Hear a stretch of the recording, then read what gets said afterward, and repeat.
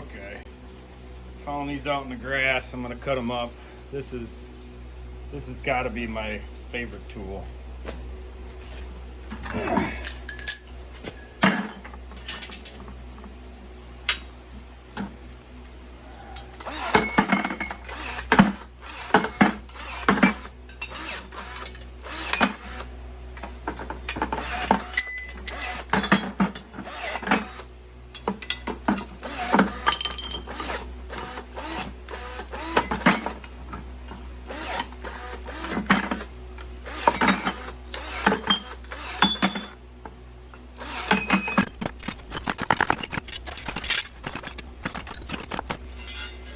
Yeah, you can cut it with the bandsaw. You can bend it and break it.